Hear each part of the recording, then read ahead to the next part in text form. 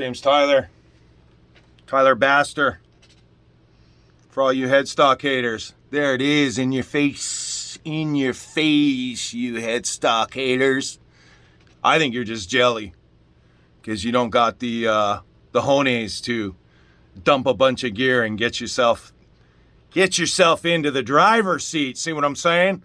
So for all the headstock haters, I just want to bring in a conspiracy theory, and I'm not wearing a tinfoil hat right now.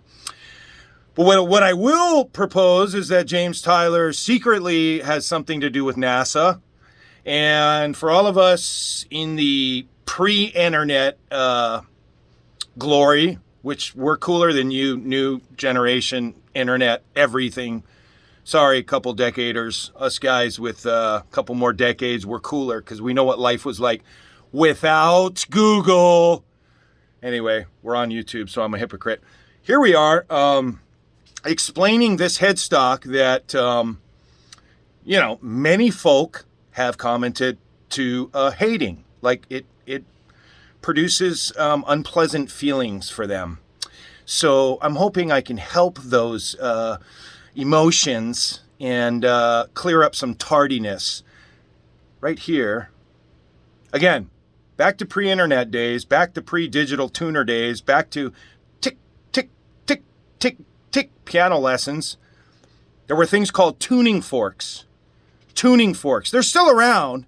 You might have to go to a museum to find one. But look at that. That's the bottom of a tuning fork. Now, folks might say, he just put it there so it won't fall off a guitar hanger. I beg to differ. Yes, it serves another purpose. It will keep your guitar from falling off a hanger. A lot of people are putting them on the ground now anyway, so who cares? This is the big E. See? Big E. Big E. See it? See it? Now go all the way up. There's the A and the D. And the A and the D are sympathetic. Go watch Rick Beato videos. He'll explain musically why the A and the D are sympathetic. Then we come down to the G. And the G has always been the most frustrating. Gee, I wish this G string wouldn't give me so much trouble in the cheap and medium category guitars that aren't set up correctly, and even expensive guitars. There's always something wrong with the G string at the beach if you're married. There's a nice little stampy poo. So, recapping, big E, A to D together, G to B, also sympathetic. They love each other. They work together. And it's a big chasm down to the little E. See this little E right here? Yeah. So this whole headstock was created in a laboratory. And what it does is it returns the goodness. It sends it back. It sends it back. We go to the good place now. Look at that fretboard. Look at it. Look at it for all you barn find haters. I hope you're vomiting right now. Turn away. Don't look. Turn it off. It's too much. That's an alligator or a snapping turtle. I'm not sure. I think it's a snapping turtle because it sounds better than any alligator I ever heard.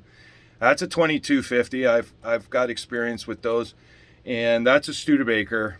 And I have to say, this was a custom order through Killerburst Guitars in Connecticut. Reach out to John. Go to the Killerburst website and you will find the only automated James Tyler, every model, classics, elites, Tylerbasters, and ultimate weapons. You just pop in the top, click which model you're interested in, and every custom feature is there, and it'll calc everything out to the price, which is epic. In my case, I wanted a guitar that could get rid of my 335, get rid of my Tele, get rid of my Strat, and maybe one other guitar. That's what's happened. Awesome swap. Couldn't be happier. Could not be happier. I picked Barn Find because just strangely, I noticed all the other negative comments over the years, social media, were people hating on this finish the most. And so I thought, how cool would it be? Because, many hate the headstock, but hopefully I've clarified that. By the way, look at those perloid buttons. You know it. Look at those tuners. You just know it. Either you know or you don't. That's really the thing about these guys. Look at that script logo. Oh, look where they put it. This guy, all these guys over there, the artists. I said, please give me less paint on the fretboard, more maple. We got more maple. See that? Okay. I said, I didn't want so much brown. I wanted it more bloody. You know, and he did. Because I never really cared for the brown tinge as much as the, like if you've ever body surfed pavement at 35 miles an hour with just surf trunks on, I have. This is kind of what you look like when you get up. You know, if you get up and then you collapse back down because you're in shock and half your body looks like that. Well, not with the green, because the green sets in later. But, I mean, just knocked it out of the park, just destroyed it. Killer. Love it. Love that scabby, you know, cartilage. It's just rad. So one weird thing about it, though, playing it, and I'm sure other barn finders might agree, you know, you got your fret markers for hopefully landing on your feet when you're doing that stuff. And then when you're looking at it, playing it, you know, in your lap, that's why I like to play standing up, because I think if you play a guitar in your lap, you're not really playing the guitar is kind of playing you. You know what I'm saying? But if you stand up and put a strap on, man up, as they say, strap up, then you really get your chops honed, because the guitar is sitting ergonomically correct where it was designed to sit, even though we did opt for a belly carve. And because some people, that's where they put their beer. Not me. Arm bevel. Beautiful. Super comfy. 6-post bridge. Not into that shared post every 2 strings, because I get really meticulous with my intonation and my action, how I like my guitars set up.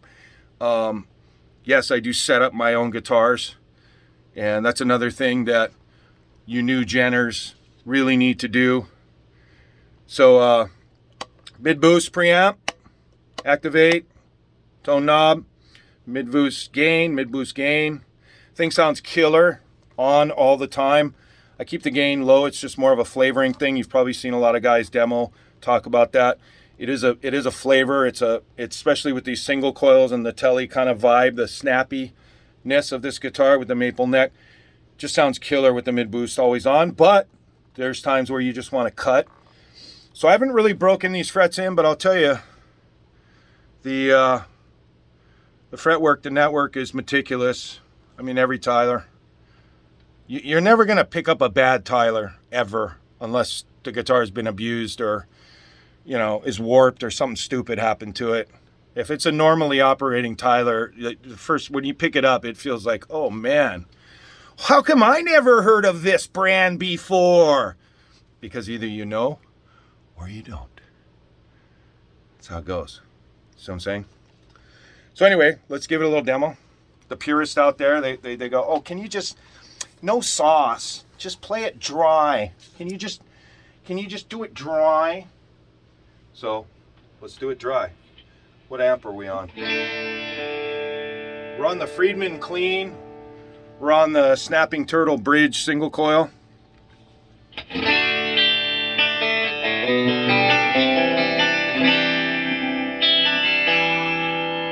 Put on the mid boost.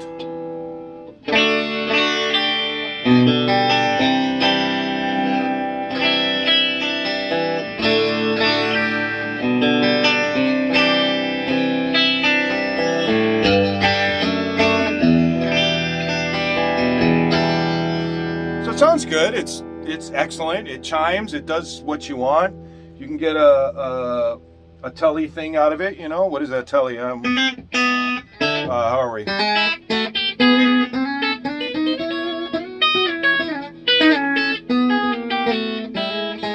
So if we're not practicing that, then it sounds like ass, and I won't try and do that again. Practicing a lot of worship music.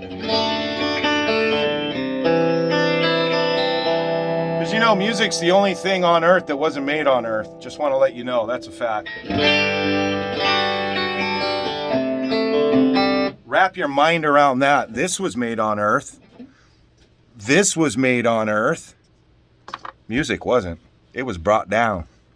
Just ask yourself, what was it created for? Wow! Anyway, I thought I'd just share the Tylerbaster. This is Barnabas Baster. And he's a happy caster. Yep. And I'm going to go sauce because that's what I do. I mean, that's like telling Dave Phillips at LA Sound. And trust me, that guy is so high up. But it's like, hey, Dave, can we just hear the guitar and the amps? No, he creates magical sauces, the best in the business. And every demo he does is with Tyler guitars.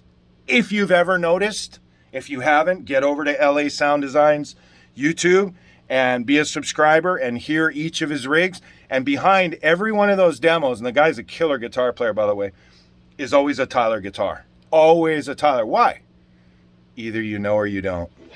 So, worth selling everything you got to just get one.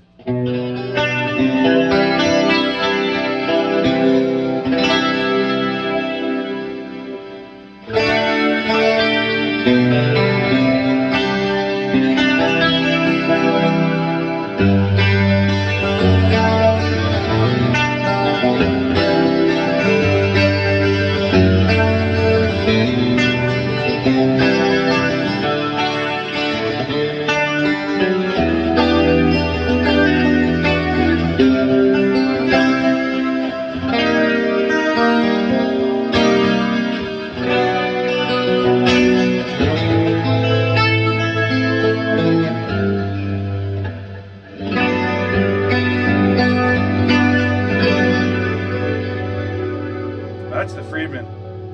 This is the Boogie. Well, that's the Fuchs.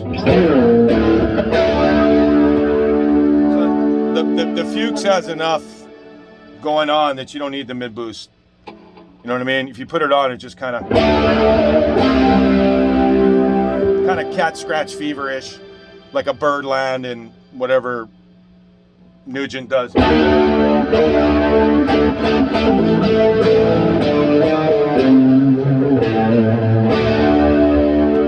turn that off,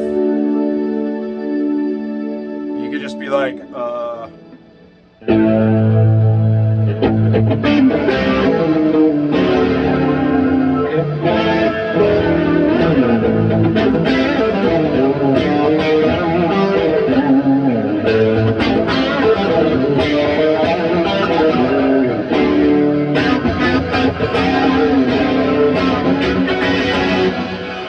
something like that.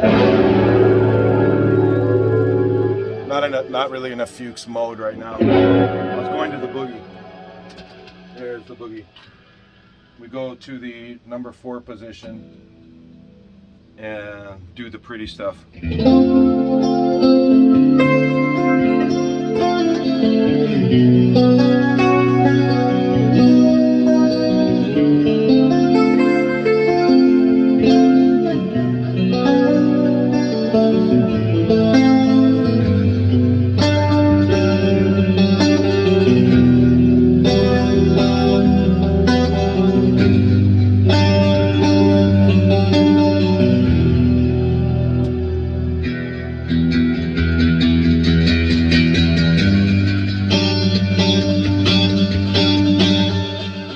Compressor on that and a little chorus.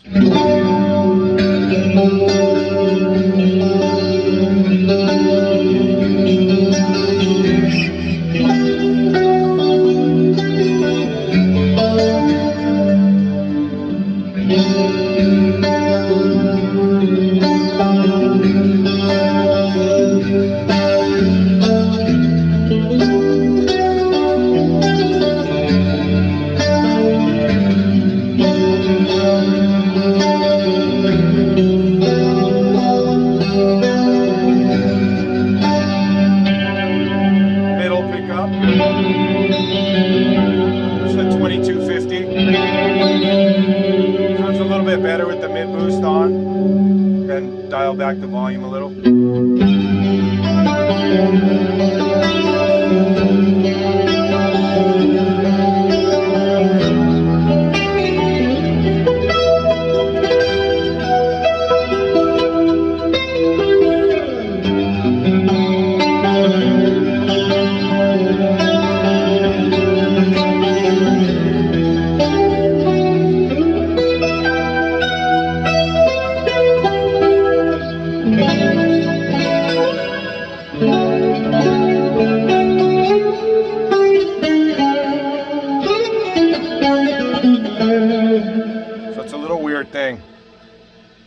the where you're looking to land on your feet.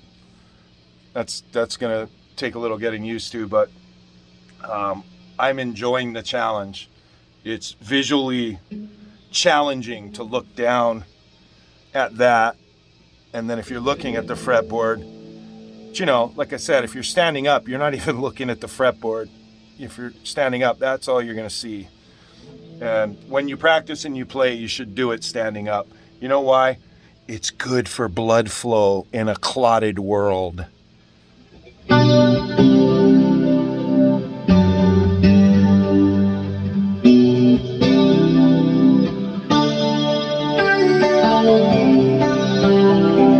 I wrote this song called Died Suddenly on the subject of a clotted world. And I don't think I'm going to play it right now because it's inappropriate. We don't want to take away from the excellence of James Tyler Custom. Go to Tylerbaster Guitars. Go see John if you're in the area, or email. But the best thing to do is just click on Tyler Guitars on his website, Tylerbaster Guitars, and see the ordering form. And you don't commit until a few later, but go through and customize a Tyler that you want, your dream guitar. And then look at your wall. Look at your wall. See that big empty space over there? That's all I had to do to get this. Just get rid of, you know what I'm saying? Maybe the economy's not great for selling guitars right now, but that means it's also better for buying guitars. And I gotta say, John at Tylerbaster, you know, walked me through a bunch of details that I didn't even know. And the coolest thing is it came out exactly better. It came out better than I had imagined, actually. They did exactly what I asked on every level. And the thing just feels amazing. Like I said, it's just going to take a little getting used to watching that while you're playing. But should have got Luminolight or whatever, the stuff in the pistol sights, glow in the dark, whatever. That's all right. Yeah, man. That's what it does. It's what it is. You can do it. You know you're sitting on a ton of gear that you have no real attachment to. When you get one of these, you're attached. You want to play all the time. All the time. Cool. Thanks for checking in.